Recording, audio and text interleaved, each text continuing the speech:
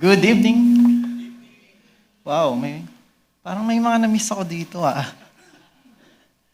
Good evening po sa bawat isa and welcome sa mga bago. Alam ko na welcome na kayo ni Pastor Vince. Parang malapit ako masyado. Yan. Kita niyo ba ako dyan? Ganito? Alright. So, pasok ako konti. Kita ako? Yan. Yan. Thank you. Anyway, I'm so excited kasi patungkol sa pera yung pag-uusapan natin ngayong March. Sino excited? Last February, pinag-usapan natin yung about thinking, mindset. Okay? Change How You Think series. At pinag-usapan natin dito kung paano nakaka-apekto yung ating pag-iisip, no? Sa paano ba tayo nagninegosyo. Okay? So, yung pinakagusto ko, mindset affects income, yung pinakadulo. At medyo connected siya sa first topic ng series natin for this month. Ang first na pag-uusapan natin ay this one. Money follows value. Kung hindi kayo naka-attend last week tungkol dun sa mindset affects income, almost the same to, pero ito naman, tungkol naman sa value. Okay? So, ang series natin is How Money Really Works. Okay? It's from medyo, nasisilaw ako Ayan. Solve. Sabi dyan, money follows value, solve problems, money follows. So, kailangan lang pala, para tayo ay kumita, kailangan lang natin mag-solve ng problema. Okay? Let's talk about that tonight. Are you excited? Right. So, let's go.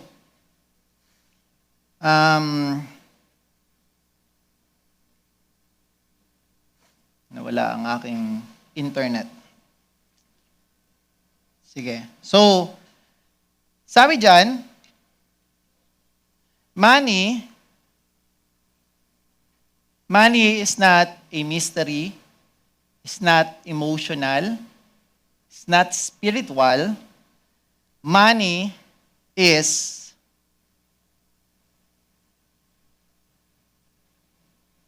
ayaw lang po gumana nung aking pampindot. Yan, gumagana na. Thank you po. Ayaw pa rin. Ikaw na lang, sir. Para hindi na tayo matagalan. Sorry. Money is a tool that respond to what? Ano sabi dyan? Value. Yung pera daw ay sumusunod yan. Nagre-respond sa value. It's a tool na nagre-respond sa value. Try to think of it. If you remove all the money in the Philippines today and distributed it equally to everyone or everybody, every citizen, in just a few years, the money would return to the same kinds of people. Why? Why? The reason is, because money does not follow luck, swerte, o tsamba, money follows value. Kaya nga, maraming tao yung umaasa sa loto para yumaman, pero actually hindi sila yumaman. Pagkalipas ng ilang taon, ano nangyari? Bumalik sila sa dati. Kasi hindi nakasalalay sa swerte yung money, yung wealth. No? Nakasalalay siya. Saan? Value. Okay? Kaya meron akong kilalang isang tao na nanalo ng loto, pero nanatili siyang mayaman. Kilala niyo kung sino? Si Pipito Manaloto. Ha? Pero palabas yun eh. So sa totoong buhay, wala. Bumalik lang sila sa kahirapan. Lahat ng nabili nilang property, lahat ng mga assets na nabili nila, naibenta rin nila. Because they don't know how to create value. Okay, so ipapaliwanag natin, paano nga ba mag-create ng value? Are you interested? Sige. So, and value is created by Thinkers. Sino daw yung nag-iisip o sino daw yung nag-create ng value? Mga thinkers. Yung mga nag-iisip. Kaya nga connected to dun sa sinasabi ko, how you think series eh. Kasi nakadepende sa mindset ng tao. Kung sino yung mga taong nag-iisip, ginagamit nyo ba yung utak nyo? Yung iba kasi mapurol na daw yan, kaya kailangan gamitin. Okay? Para pag binenta nyo, mura na lang kasi sobrang gamit. Yung iba ayaw gamitin para daw pag nabenta nila, medyo mataas pa, slightly used lang, di ba? Hindi, joke lang yon. People who solve problems, yan daw yung mga thinkers. Yan yung mga nag-iisip. Yung mga nag-iisip kung paano masusolusyonan yung problema ng mga tao. Okay? The greater the problem you solve, the greater value you create. Tama? Sino yung pinakamahalagang tao sa kumpanya? Anyone? CEO? Bakit? Siya yung nag-iisip ng vision kung saan pupunta yung kumpanya. Siya yung may pinakamahirap na trabaho. Hindi yung naglilinis kasi mahirap maglinis. Hindi. Yung nag-iisip yung pinakamahirap na trabaho. Kasi walang maglilinis kung hindi alam ng kumpanya kung saan sila pupunta. Bakit? Walang ipang sasahod eh. Kaya napaka-valuable ng mga CEO. No? Hindi ko naman dinidisregard yung ibang officers or ibang mga leaders sa company, pero napakahalaga ng trabaho ng CEO. Okay? Ito. God has the answer to every problem. Naniniwala kayo? Why? He is the creator of everything. Are you sure naniniwala kayo? Nasa kanya naman pala lahat ng sagot eh. Bakit hindi nyo sa kanya itanong lahat ng tinatanong nyo? Bakit hindi sa kanya itanong lahat ng problema ninyo? Bakit mas mahalaga sa inyo yung Harvard kaysa sa wisdom na nanggagaling sa kanya? Oh, sorry. Gusto ko lang maintindihan ninyo. If you truly believe that God is the creator and He knows all the problems, dapat naniniwala tayo na yung salita niya, yung pinaka-the best wisdom na pwede nating matutunan dito sa mundo, hindi yung mag-aral tayo sa Harvard or kung anumang school ng negosyo. Okay? So, hindi pa rin naglo-load yung aking tablet o iPad. Ayan. Try natin. Yan, okay. So, sabi dito, He owns all wealth because He created it. He is the greatest thinker. The Bible says, sabi dito sa John 1:1-3, in-explain ko to last week, and I will recap this for the sake ng mga hindi naka-attend. Okay? Sabi diyan, in the beginning was the Word, and the Word was with God, and the Word was God. Okay? Naintindihan niyo ba? Sa pasimula pa daw, nandun na daw yung salita, kasama ng Diyos ang salita, at ang salita ay Diyos. He was with God in the beginning. Through Him, all things were made. Without Him, nothing was made that has been made. Wala daw magagawa na nagawa kung wala siya, kung wala yung salita. Okay. Pagdating sa John 1:14, nilinaw kung sino yung salita. Sino daw yung salita? The Word became flesh and made His dwelling among us. We have seen His glory, the glory of the one and only Son. Sino yung one and only Son? See? Jesus Christ. The glory of one and only Son who came from the Father full of grace and truth. So, yung word daw ay si Jesus Christ. Kasi isa lang naman yung one and only Son na tinutukoy sa Bible, kundi si Jesus Christ. Now, kaya ko ito in-explain sa inyo. Kasi napakahirap na isubo ko sa inyo yung informasyon, tapos hindi nyo alam saan nanggagaling. Naintindihan? Kaya ito medyo deep, medyo theological, doctrinal, pero I hope mag-grasp ninyo ng maigi. Kasi ito yung pundasyon ng lahat ng pinag-uusapan natin. Okay? Sabi diyan, si Jesus Christ yung Word. Now, The word in this passage is the Greek word logos. You can watch last week video para mas malinaw kasi medyo mahaba yung explanation ko nito. Logos means God's express idea. Correction to sa last week kasi nawala yung apostrophe S ko dun eh. God's express idea, the mind of God revealed, yung nasa isipan daw ng Diyos na revealed. The will of God spoken, the nature of God made visible. So this is the meaning of logos. Yung pinag-uusapan natin kanina pa, na naging dahilan kung bakit na-create lahat ng bagay ay yung logos. Naiintindihan po? Are you with me? Are you with me? So ibig sabihin, yung logos yung dahilan kung bakit na-create lahat. At anong ibig sabihin ng logos? God's express idea. Now, that's why being a thinker, a problem solver, is being like God.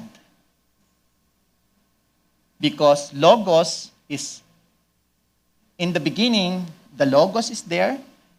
The logos was with God. The logos is God. Naintindihan? So when you think, you are using the power, the best skills na binigay sa iyo ng Diyos. Kasi yan yung sinabi niyang, let us create mankind in His own image, in His own likeness. His likeness is you thinking. Are you with me? Naiintindihan niyo ba? So, pag hindi mo ginamit yung utak mo, pag hindi mo yan in-exercise, you are not exercising how God created you. So, medyo naiintindihan ng maigi. Okay, now. Everything in creation began as an idea in the mind of God. Okay? The power of God is carried in His Word. That's why we believe in the Bible, because that's God's Word. His Word is God's expressed idea. Are we clear? So, word is important. Word is not just salita, it's God's expressed idea. Kasi it's from logos sa Greek. Greek yung ginamit sa New Testament. At New Testament, yun yung binasa natin kanina. Part ng New Testament, yung John 1:1.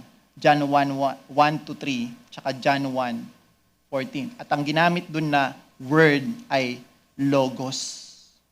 Okay? So it means, His word is God's expressed idea, logos.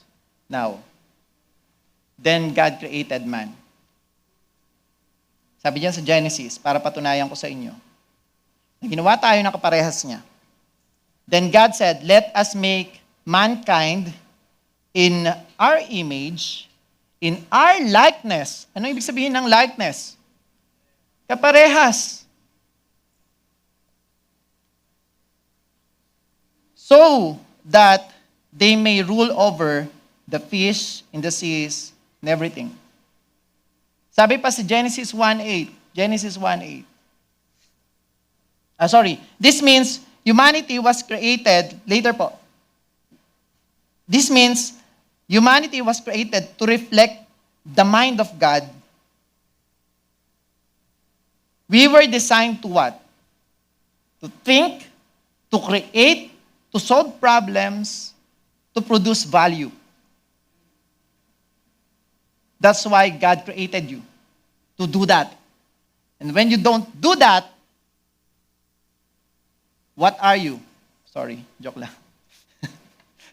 Parang sinasabi kong di kayo tao, di ba? May mga tao ayaw mag-isip.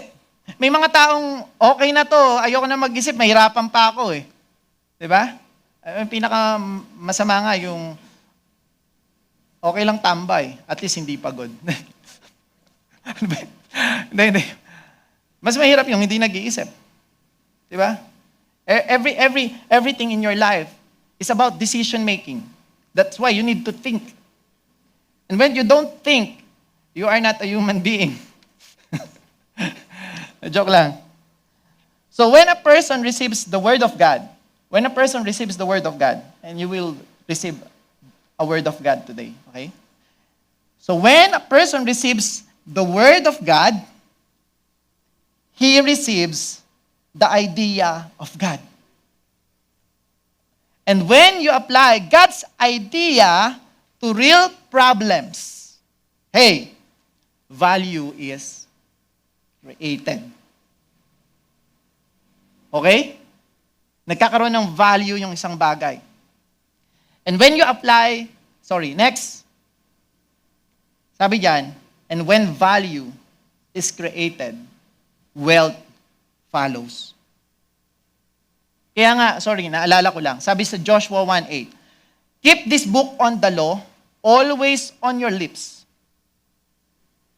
Meditate on it day and night. Sabi sa Joshua 1:8, you can search Joshua 1:8. So that, lagi mo daw basahin. Meditate mo daw yung word ni God, yung book of law, yung word, the logos. Meditate it day and night. Ayan. Keep this book of the law always on your lips. Meditate on it day and night. This is not just reading. This is comprehension. Totally understanding. So that you may be careful to do everything written on it para daw masunod mo lahat ng nakasulat. Kasi yan nga daw ay salita ng Diyos, galing sa kanyang isipan. At pag ginamit mo yan sa buhay mo, you will solve all the problem in your life. Hello?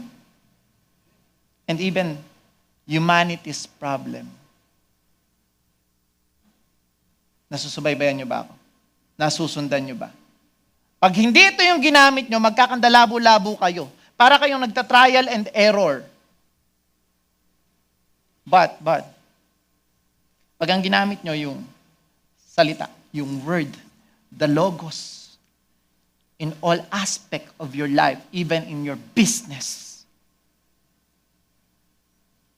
At napakakonti lang ng mga taong naniniwala dito sa sinasabi ko.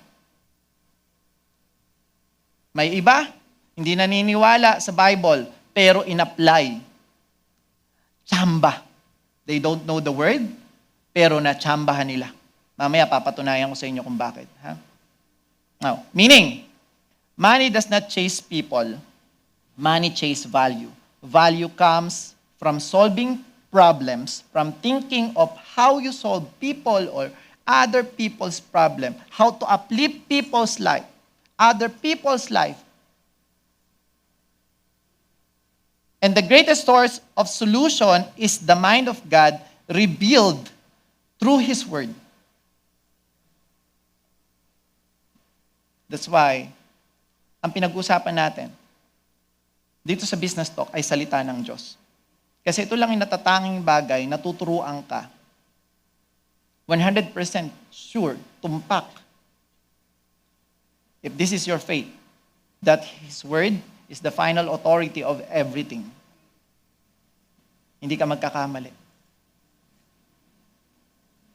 Parang, sabi nga, sino ba nagsabi? Parang waste. Sino ba nagsabi sa akin?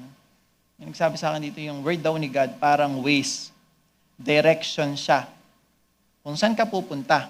Ang problema, binigyan ka na nga niya ng direction kung saan ka dadaan, gusto mo pang shortcut. Sa hindi niya naman pinapupuntahan sa'yo. Pero ang galing ni Lord kasi nire-redirect ka niya. Gagawa pa ng bagong daan para hindi ka maligaw. O kaya tumatagal yung daanan. It's the same thing. Okay ba yung analogy na yun? Diba? It's the same thing. So,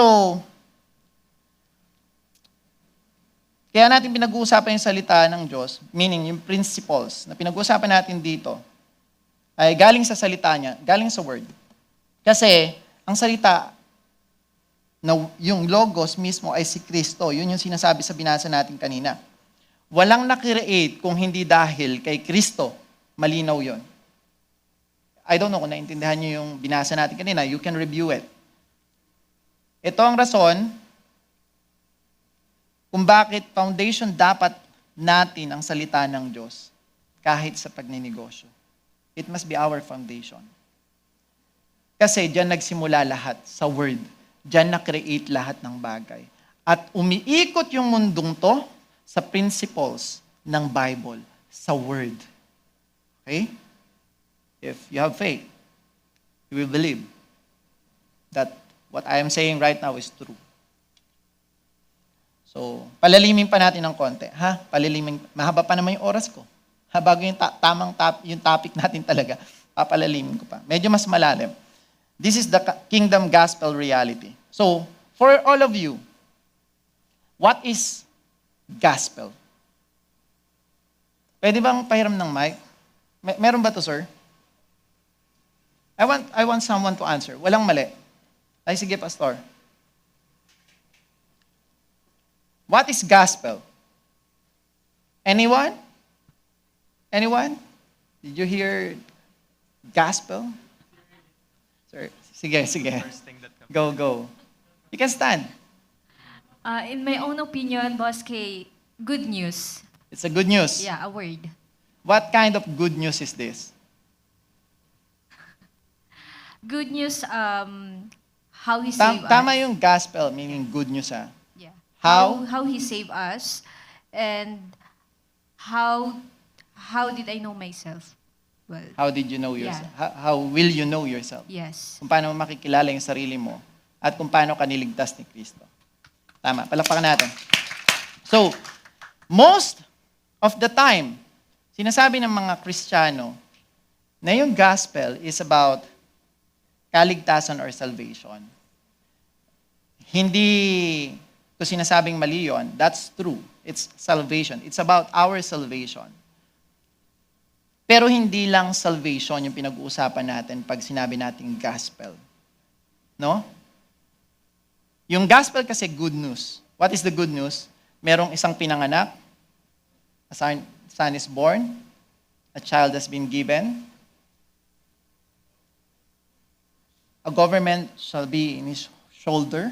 Dala-dala niya yung government, sabi sa Isaiah 9:6 or 6:9? 9:6. Ibig sabihin, merong isang ipinanganak para tayo ay i-redeem, redemption. Ang reason kung ba't bumaba si Kristo, to redeem us. Ano ibig sabihin ng redeem? Ibalik tayo sa original na pagkakagawa sa atin.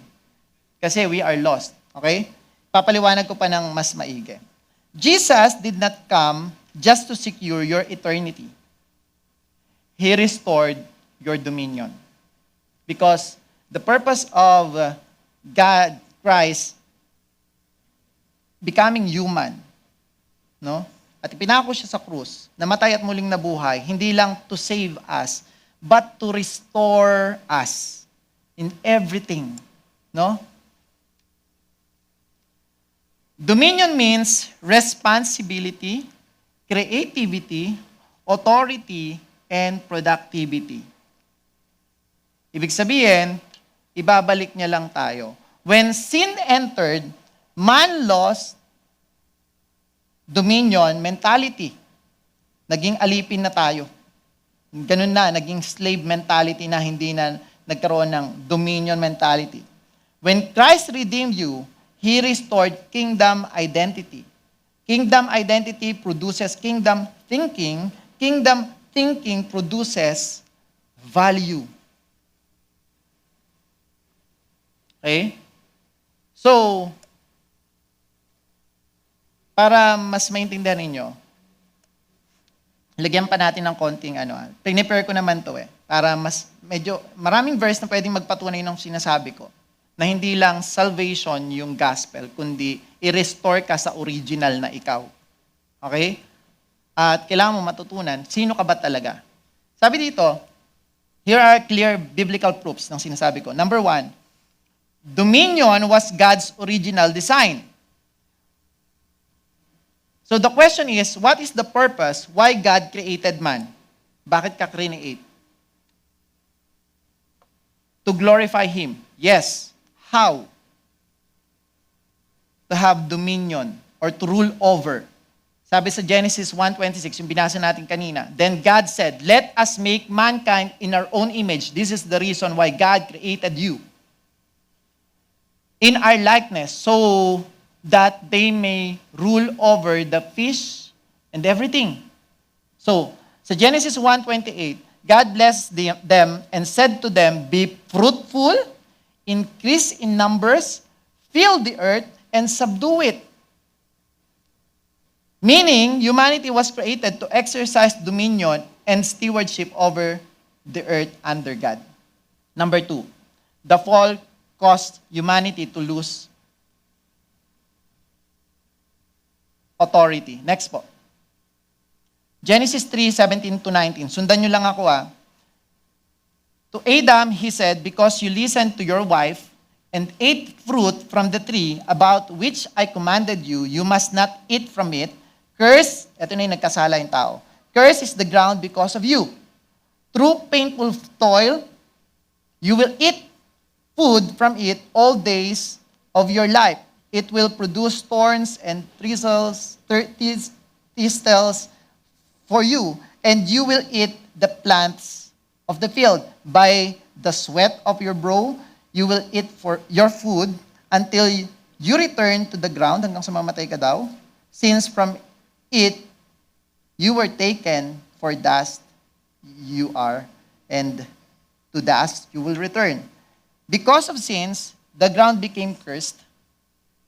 Nawala na yung pinagkatiwala sa atin. Yung pinagkatiwala kay Adam na Eden, na Garden of Eden, if you know that story, nawala na. Kasi hindi siya mapagkatiwalaan. Labor became painful. Kaya nahihirapan tayo. Death entered the world. Kasi hindi tayo nakikinig. Si Adam ay hindi nakikinig sa word, sa logos. Bara-bara na yung ginawa niya after the fall. Kaya sinasabi ng Diyos, sundin niyo ako, sundin niyo ako, sundin niyo ako. Hindi naman para lang sa Kanya, kundi para tayo ay mabuhay ng maayos. So now, nung bumaba si Kristo, ibinalik niya yung dominion sa atin. Jesus came.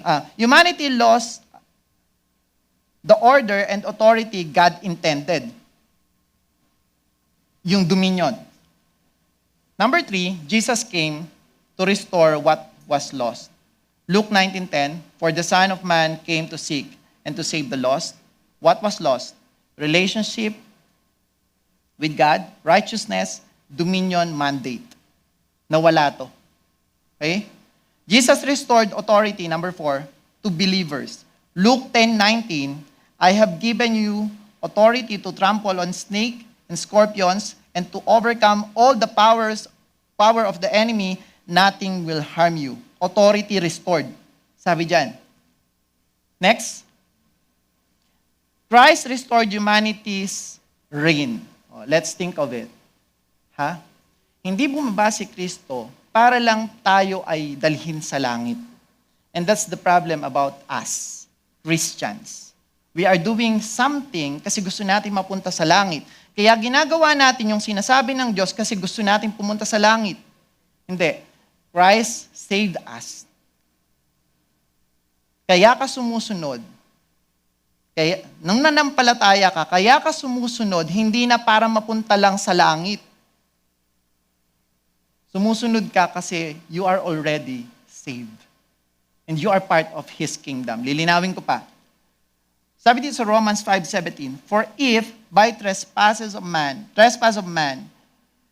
death reigned through that one man, Adam, how much more will those who receive God's abundant provision of grace and of the gift of righteousness reign in life through one man, the last man, Jesus Christ.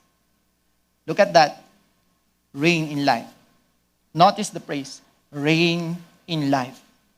Is it in heaven or in life? Not just go to heaven, but to reign in. Pabalik nga po dun sa verse. Sabi dyan, how much more will those who receive God's abundant provision of grace and of the gift of righteousness go to heaven through the one man, Jesus Christ. Is it only go to heaven? No. Reign in life. Huwag kayong maniwala kung tinuturuan kayo na tayong mga mananampalataya ay dapat mahirap. Okay din naman yun. Pero you are not living the way how God created you. Hindi to about pera. It's about using your mind. Because that's the power, that's the ability that God gave you. Are you with me? Believers are restored to royal authority. Sabi dito sa Revelation 5:10. You have made them to be a kingdom or kings, sa ibang translation, and priests to serve God. You are already restored. Royal authority, dominion. And they will reign. Again, reign on what? On heaven. Where? On the earth. That's why we are using His word, the Logos, for us to reign here. Hindi maghari-harian na, magkaiba yon. Sabi ko dito, productivity, dominion, meaning meron kang good steward mindset. Gagawin mo kung anong sinasabi ng Diyos. That's how you reign. That's how you reign. Reign on the earth, sabi dyan. Number 7, the kingdom was the main message of Jesus Christ.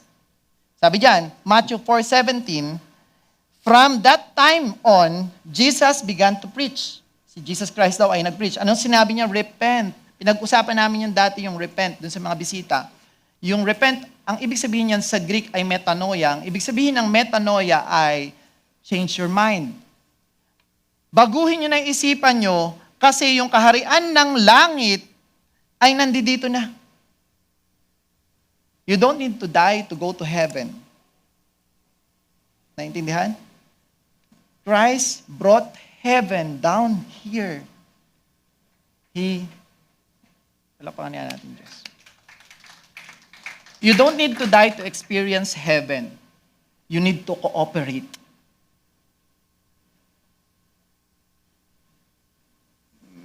Medyo malabo ba yun? You need to cooperate. You need to change your mind that the kingdom of God is already here and you live inside the kingdom. Paano ko mamubuhay doon? Hindi naman ako nakapasok sa gate. Hindi. Yung gamitin mo yung salita, the word, the logos, sa buhay mo ay namumuhay ka na sa kingdom. You will experience reign. You will experience dominion, authority. Hindi ko sinasabing maging mayabang ka. Kundi mararanasan mo lahat ng pinapangako sa salita. Kasi every promises, merong sistema. Kailangan mong gawin to, pero pag ginawa mo, merong kang gantimpala. So lahat, pag ginawa mo, nakasulat sa Biblia, ikaw ay magtatagumpay. Sabi dun sa Joshua 1:8, binasa natin kanina.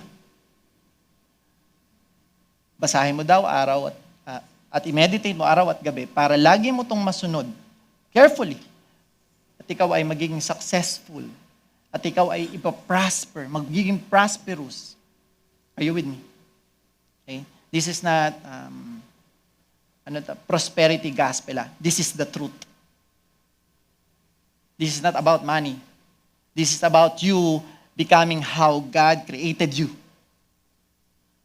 Amen? Number 8.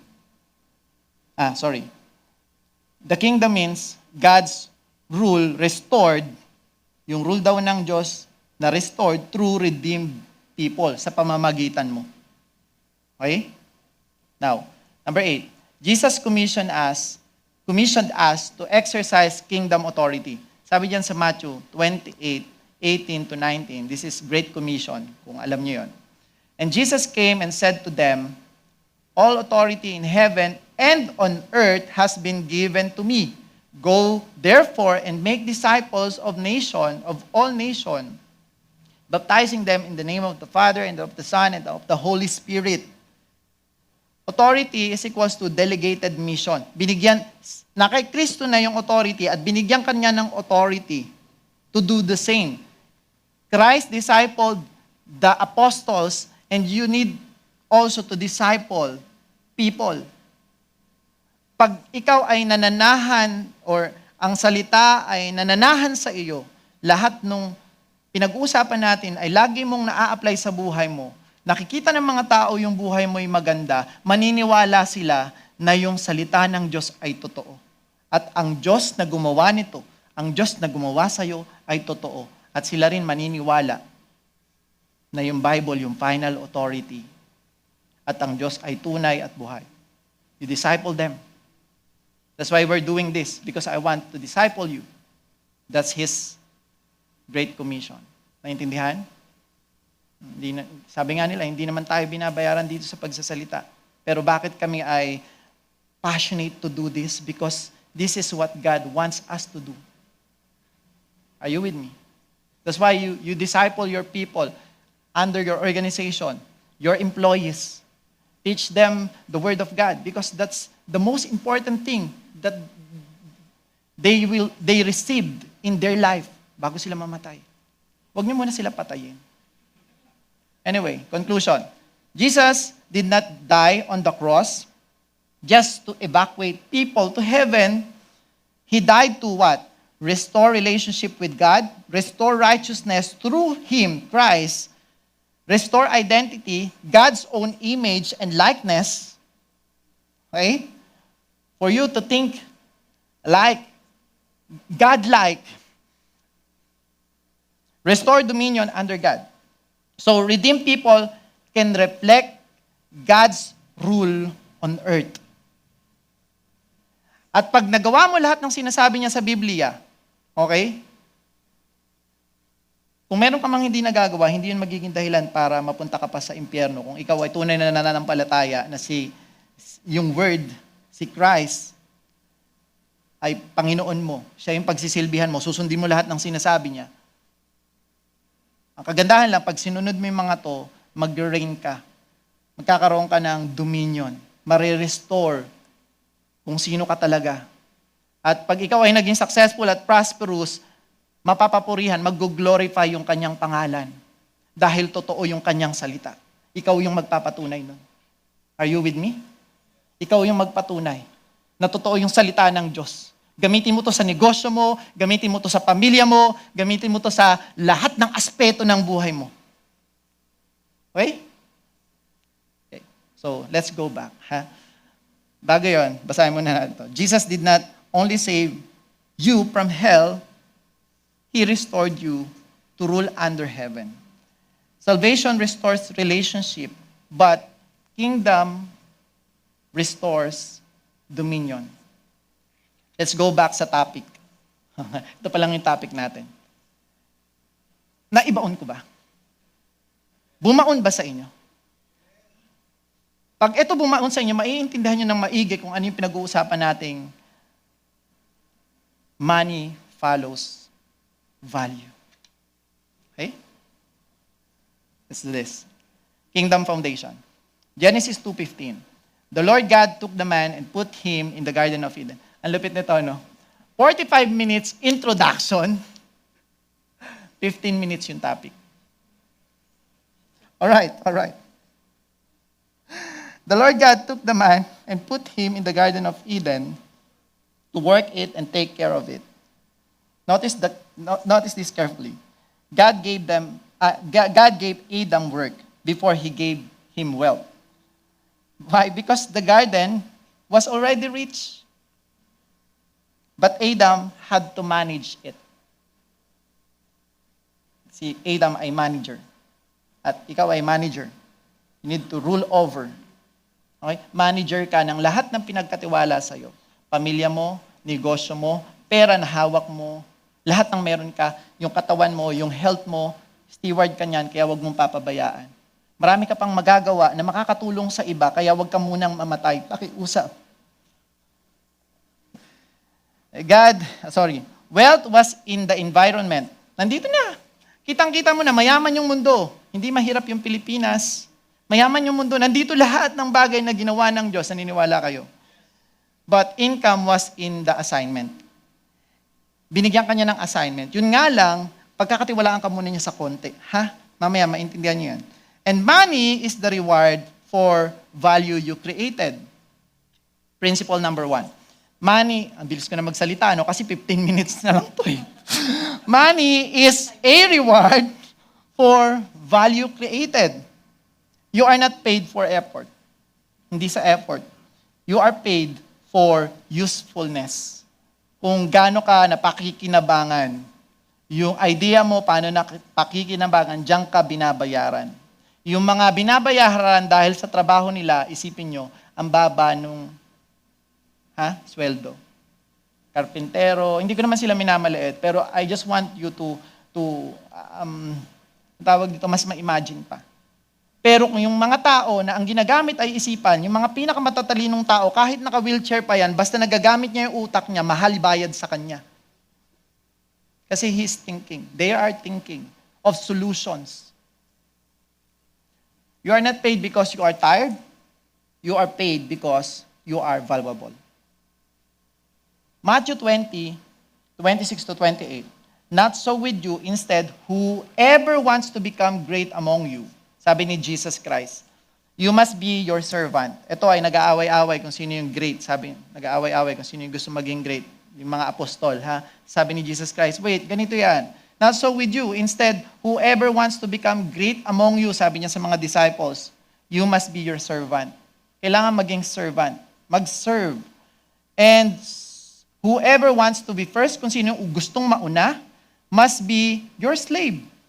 Ibig sabihin, pinaka-great sa lahat. Dapat maging slave. What? Lupit ito, no? Just as the Son of Man, Jesus, did not come to be served. Hindi siya naparito para pagsilbihan, but para magsilbi. Yun yung sabi. And to give His life as a ransom for many. Kaya kung sino dyan yung mga passionate masyado sa kanilang pagninegosyo, at mas iniisip nila yung kapakanan ng ibang tao, you are like Christ. Palakpakan niyo yung sarili niyo. Oh, kinilig kayo, no? You are doing what Jesus Christ did. He's thinking of others. He gave His life for many. At kung ginugugol mo yung sarili mo para isolve yung problema ng mga tao, kahit na hindi ka binabayaran, you are great.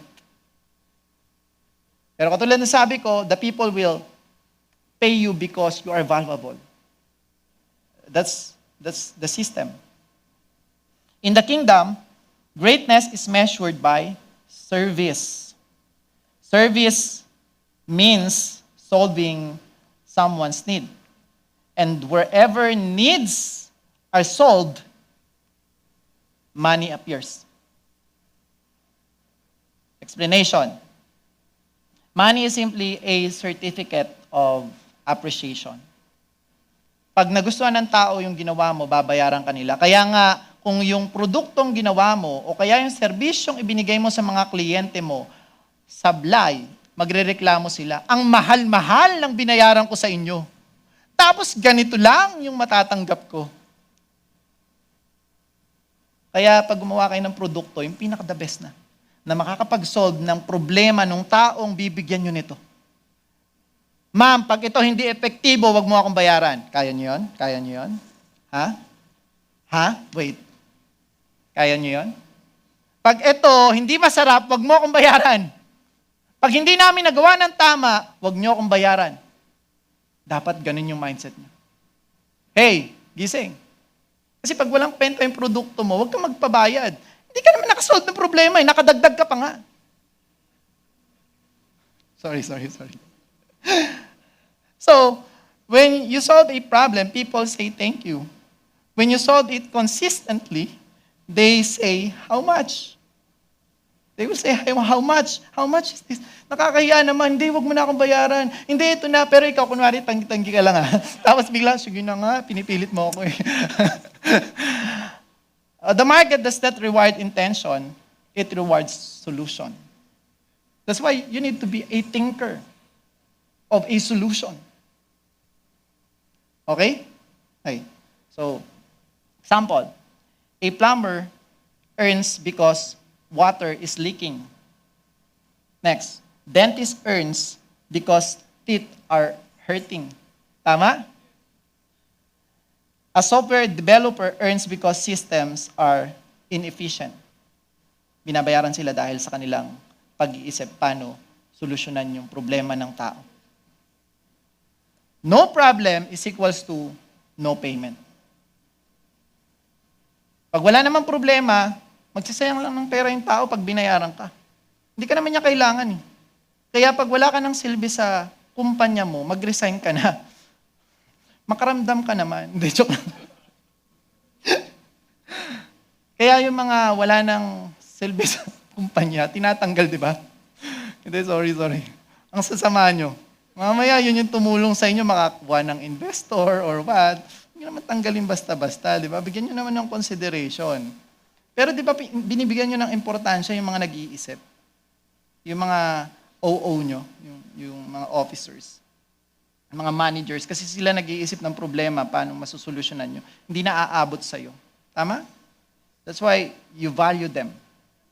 That's the word. Insight. If you want to increase your income, do not chase money, increase your value. Money is attracted to usefulness. Again, money is attracted to value. What's your value? Principle number 2. The size of your income is connected to the size of problems you solve. Small problems pay small money. Large problems pay large money. Sabi dito sa Proverbs 22:29, do you see someone skilled in their work? They will serve before kings. They will not serve before officials of low rank. Why kings? Why? Because kings manage big issues. And kings pay for solutions that protect their interest. Okay? Explanation. If you only solve personal problems, you earn personal income. If you solve company problems, you earn corporate income. If you solve industry problems, you earn industry level wealth. Okay? Income is tied up to impact, value. Impact is tied up to scale.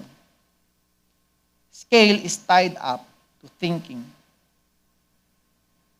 So nagsisimula lagi sa isipan. Kaya napakahalaga, balikan niyo yung lesson last month. How you think series. Napaka-importante. Yung sari-sari store, ang sinusolve nito yung problema ng mga kapitbahay sa gutom nila pag hindi sila nakaluto. Di ba? Yung supermarket, ang sinusolve nito, yung demand ng CP. Yung distribution company, ang sinusolve niya, national supply chain. Kaya mas malalaki sila. Are you with me? Different scale. Next. Different scale, different thinking, different income. Money follows scale of value. Kaya palawakin ninyo yung value ninyo. No? Ang isipin yung problema, hindi lang yung problema ng Pilipinas o hindi lang yung problema ng barangay nyo. Kung gusto mo ng wealth, yung, pag sinabi kong worldly wealth kasi masama eh. Yung talagang wealth, global wealth. Yung parang yung mga sobrang pinakamayamang tao dito sa mundo. Sila Elon Musk, sila Mark Zuckerberg, sila Bill Gates. Ang dapat mong isiping problema na isolve, medyo mahirap to. Baka nga hindi mo pa naiisip. Ngayon pa lang. Ang isolve mo yung problema ng buong mundo. And the world will pay you because you are valuable. Your invention, your, ang tawag dito, solution na ginawa, babayaran ka ng mga tao. Si Mark Zuckerberg, binayaran siya dahil nakukonect niya lahat ng tao sa buong mundo. Naintindihan? So, principle number 3. Value is created by thinking, not by working hard. Hard work alone does not create wealth. Intelligent work does. Intelligent work does. Sabi dito sa Ecclesiastes 10:10, if the axe is dull and its edge unsharpened, more strength is needed, but skill will bring success. Okay? More effort is not always the answer. Kahit na puyat ka dyan, pagod na pagod ka, ikaw na nagluluto, ikaw pa'y nagsiserve, ikaw pa nagdi-deliver, hindi magpapayaman sa'yo yan. Yung skills na pinag-uusapan natin, how you think to solve others' problem, at the same time, your problem, to help them solve their problem. Naiintindihan niyo ba ako? Kasi kung hindi magkakaroon ng sistema yung inyong kumpanya, sa'yo palang problema na. Paano po pa sila matutulungang isolve yung problema nila? Magdo-domino effect yon. Kasi yung problema mo nga, hindi mo masolusyonan, gusto mo pang solusyonan yung problema nila. You think of the system. If you are a businessman, para scale yung value na meron kayo. You think of the system. Yung hindi magulo. Sinod mo na yung problema sa kumpanya mo para matulungan mo ng maigi yung mga tao. Explanation. Halimbawa, sabi dyan sa verse, yung axe na walang talim. Ayan. Kahit 10 oras mo pa, sabi dyan, na ipang-itak ng ipang-itak, pero walang talim, you will be exhausted. Tama? Pero, if you sharpen your axe for 30 minutes, hanggang sa tumulis siya, tumalim pala, you cut faster with less effort. Yan yung sabi dun sa Bible. Naintindihan? You sharpen your mind. You think. You use your mind, your brain. Value is created by insight, strategy, skill, innovation, o kahit may nakasolve na ng problema netong problema ng mundo, may nakasolve na, pero na-innovate mo, mas maganda yung sistema. Katulad nung last time na sinabi ko, dati na-invento yung gunting para ipanggupit sa buhok. Nagkaroon ng innovation, nagkaroon ng razor, mas sumikat, mas mabili. 'Di ba? Yung mga tao nagugupit na ngayon, razor na lang, hindi na gunting. Innovation yung kailangan. Kung na-solve na, pwede mo pang i-innovate. Mas bibilhin nila yung ginawa. Not by exhaustion. Sabi dyan. Kundi insight, strategy, skills, and innovation. So, may 2 tao, gumagamit ng social media. Yung isa, nag-scroll, kinonsume niya yung data niya hanggang sa maubos. Yung isa naman, nag-build ng content, nag-build ng brand, nag-build ng system online. Same phone, different thinking, different income. You understand? Kaya nga yung kayamanan nandito lang sa paligid. You think how to attract it. Okay?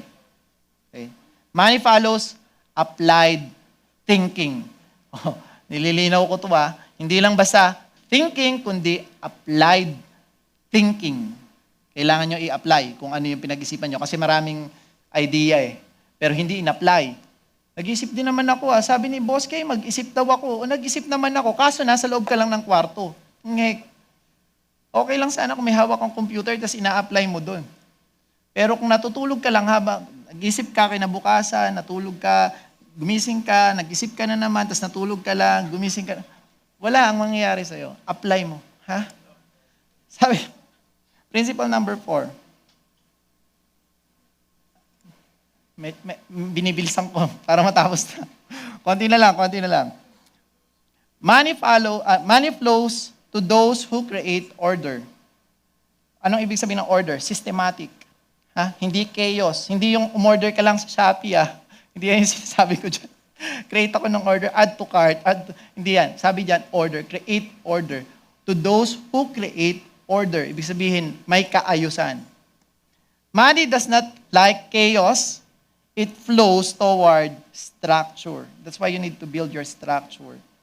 Sabi sa Luke 16:10, whoever can be trusted with very little can also be trusted with much, and whoever is dishonest with very little will also be dishonest with much.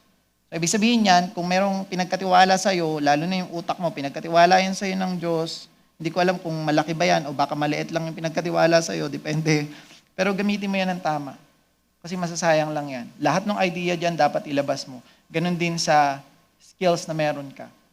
So, gamitin mo siya para mag-create ng system. Sabi dito, trust produces access. Access produces opportunity. Opportunity produces income. Kapag pinagkatiwalaan ka ng tao, hindi lang yan pagtitiwala ng Diyos pwede mo rin yan i-apply sa ibang tao. Pag pinagkakatiwalaan ka ng ibang tao, tapos naging maayos kang katiwala, anong ibig sabihin? Magkikreate yun magpuproduce yun ng opportunity. And opportunity produces income. Yung sinasabi ko kanina, kailangan mayroong order yung kumpanya mo kasi hindi ka mapagkakatiwalaan ng tao kung magulo. Halimbawa, pumunta ka sa restaurant, gusto mong kumain, pagdating mo doon, taas ka ng taas ng kamay, hindi mo alam kung sino yung waiter. Yung cashier, siya na rin yung waiter. Tapos yung guard, siya na rin yung magte-take ng order mo. Hawak-hawak yung baril niya, di ba? Ma'am, ano pong order nyo? Dapat may sistema. You create order. Money will not attracted sa chaos. Okay? So, parang ganito. If you mismanage 5,000, i-apply natin sa pagkakatiwala sa'yo ng Diyos. Kung ikaw ay hindi mapagkatiwalaan sa 5,000, hindi mo nilagyan ng sistema paano mo ginagastos, bara-bara ang ginagawa mo. Halimbawa, yung anak mo, binigyan mo 5,000 tor. Binigyan mo ng 5,000 yung anak mo, sabi mo, gastusin mo yan ng tama, palaguin mo yan, pag lumago yan, pagkakatiwalaan pa kita ng mas malaki. Okay? So, pagdating ng isang linggo, tinanong mo anak mo, kamusta? Bus na eh. Anong ginawa mo? Trinit ko kasi yung tropa. Naku po. Anong gagawin mo? Walang sistema. Hindi niya alam paano ititreat yung tropa na mapapalago niya pa yung pera. Pag hindi ka mapagkatiwalaan ng Diyos, hindi ka nag-create ng sistema, paano mo aayusin yung budget mo? Sa 5,000, paano ka pagkakatiwalaan ng Diyos ng 5 million? Masasayang lang yan. Hindi ka makakatulong sa iba. Ang purpose kasi ng pera, tool to help others, not you. You're just a steward. So kung mag-create ka sa pamamagitan ng 5,000 ng sistema, makakatulong sa iba, palalaguin pa yan ng Diyos. Bibigyan ka pa ng mas marami. Ang galing nitong anak ko. You understand me? You understand me? So don't expect that God will entrust you big amount of money if you don't know how to handle small amount. Okay? Ganon din sa tao. Meron kang produkto, nag-testing lang yung tao, yung pinakamababa nyo ng package dyan. Ano ba yung pinakamababa yung package? Ito, 5,000. Meron kami yung pinakamataas, 5 million. Hindi. Ayoko ng 5 million. Gusto ko muna yung 5,000. Iti-testing ko muna. Yung 5,000 nyo sablay. Paano pa siya magbabayad ng 5 million? It's the same thing. You understand me? Anong solution binigay mo sa kanya? Parang in-scam mo lang 5,000. Nag-vanish na. Parang, sayang naman yung 5,000 ko doon.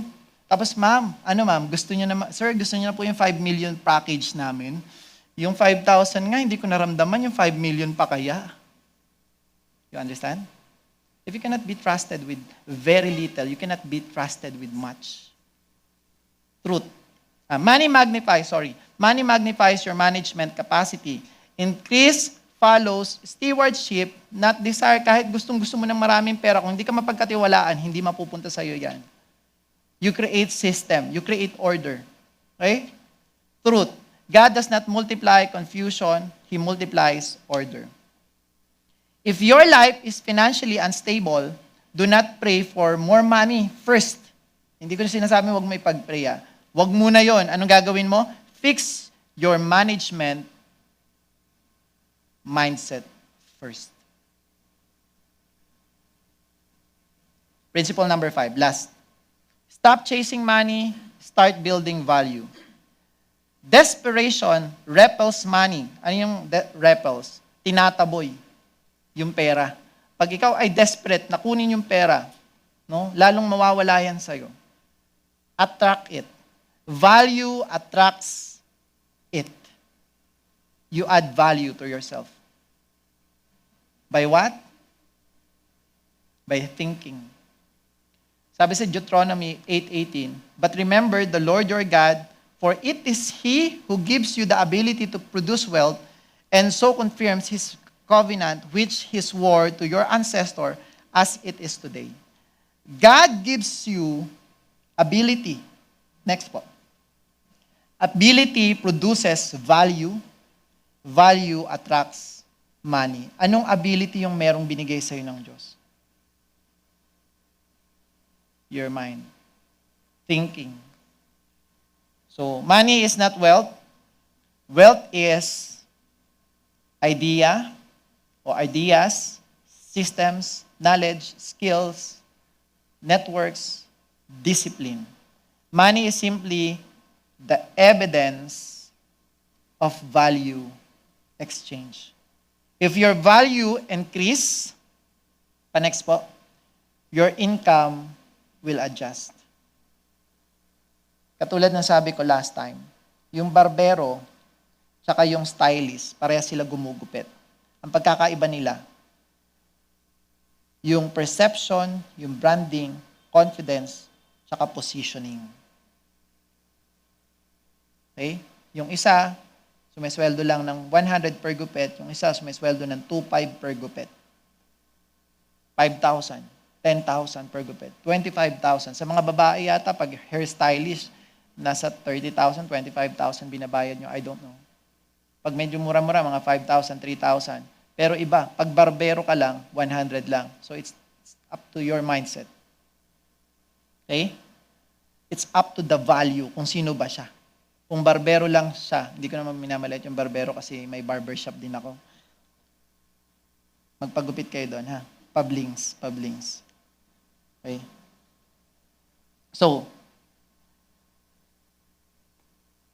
income is rarely about tools. It is about value perception. Hindi ako nagpo-promote dito. Joke lang. So, final truth. Money is not the goal. Impact is the goal. If you focus on money, you become small. But if you focus on value, money follows you. Are you with me? Closing. Stop asking, how can I earn more? Start asking this. What problem can I solve at a higher level? Or, what problem can I solve better than anyone else? Ano yung kaya mong isolve na pinaka-the best, higit sa kahit kanino? Better kahit na kanino pang solution yung gagawin mo dapat. Okay? Because money follows value, solve problems, money follows. So, solve bigger problems. Naintindihan? You want your company to scale up? Sino gusto dito yung kumpanya nila is mag-scale up? Solve bigger problems. Okay? Solve bigger problems. Damay nyo na sila. Declaration. Let's declare this. Sabay-sabay tayo. 1, 2, 3, go. I am a problem solver. I increase my thinking. I sharpen my skills. I build systems. I create value. Next, yun. Money follows value, and I create value. In Jesus' name, amen. Lakpan natin. Thank you sa time nyo. Wala nang time magtanong. Ayoko ng tanong. Bye. Thank you so much po, Boss K.